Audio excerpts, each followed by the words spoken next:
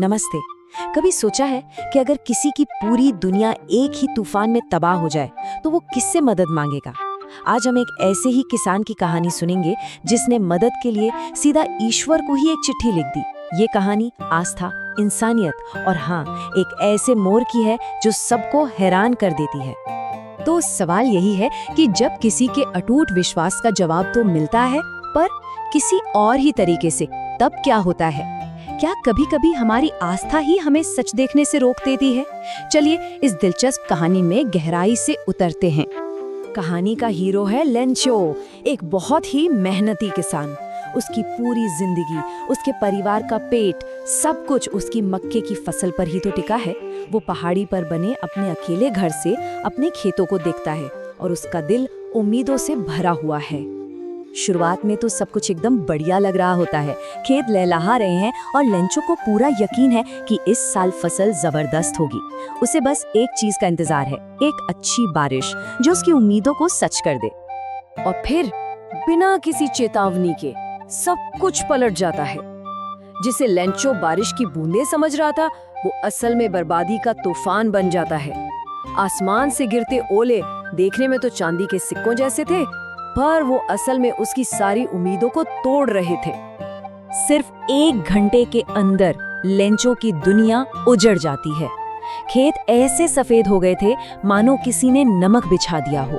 पेड़ों पर एक पत्ता तक नहीं बचा। उसकी साल भर की मेहनत बस एक झटके में खत्म हो गई और उसका दिल दुख से भर गया।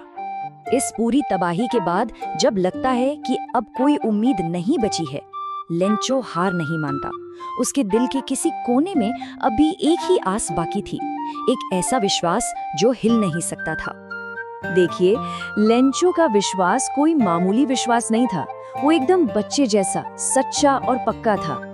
उसे यही सिखाया गया था कि भगवान सब देखता है और उसे पूरा यकीन था कि भगवान उसे इस मुसीबत में अकेला तो बिल्कुल नहीं छोड़ेगा।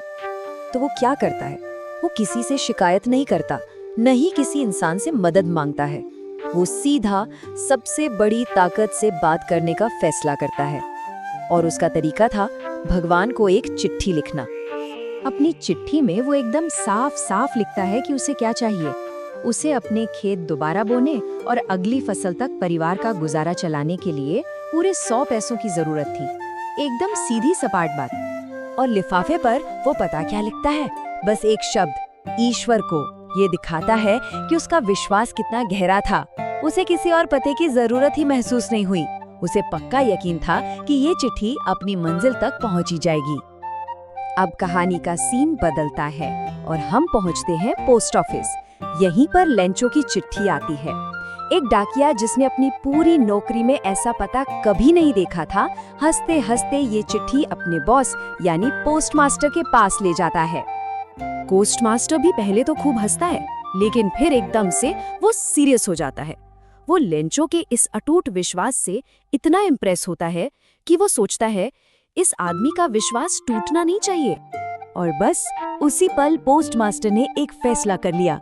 उसने तय किया कि वो इस विश्वास को जिंदा रखेगा, लेकिन सिर्फ अच्छे शब्दों से नहीं, बल्कि असली मदद से।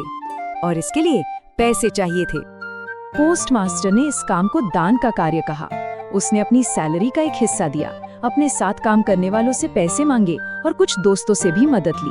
सबने मिलकर उस अनजान किसान की मदद करने की ठानी। लेकिन इतनी कोशिशों के बाद भी वो लोग पूरे 100 पैसों जमा नहीं कर पाए।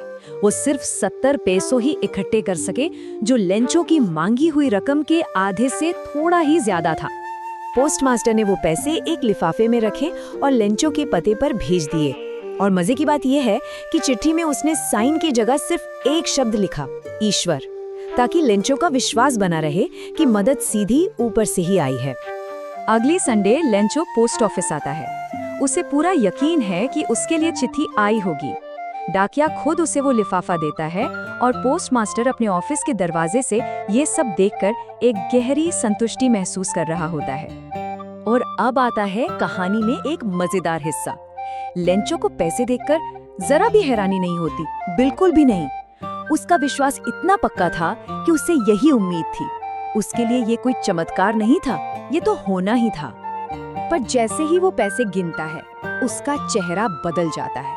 खुशी की जगह उसके चेहरे पर गुस्सा आ जाता है। उसे 100 पैसों मिलने थे, पर लिफाफे में तो सिर्फ 70 थे।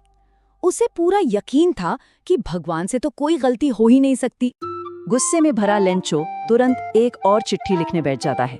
उसे अपनी बात भगवान तक पहुंचानी थी, और यहीं पर कहानी अपने सबसे बड़े और कह सकते हैं दर्द भरे मजाक पर पहुंचती है। अपनी दूसरी चिट्ठी में वो भगवान से बाकी के 30 पैसों भेजने को कहता है, लेकिन साथ में एक चेतावनी भी देता है कि पैसे डाक से मत भेजना। क्यों? क्योंकि उसे लगता है कि पोस्ट ऑफिस के कर्मचारियों ने भगवान के भेजे 100 पैसों में से 30 पैसों चुरा लिए हैं। और यहीं पर कहानी का असली मर्म सामने आता है। लेंचो का भगवान पर अटूट विश्वास उसे उन इंसानों के लिए अंधा बना देता है जिन्होंने असल में उसकी मदद की। उसने जिन लोगों पर चोरी का इल्जाम लगाया, असल में वही तो उसके असली मददगार थे। और ये कहानी हमें इसी एक सवाल के साथ छोड़ जाती है। लेंचो की कहानी हमें आस्था की ताकत तो दिखाती है, पर साथ ही ये भी बताती है कि कैसे वही आस्था कभी-कभी हमें सच्चाई और इंसानी अच्छाई को पहचानने से भी रोक सकती है। सोचने वाली बात है ना?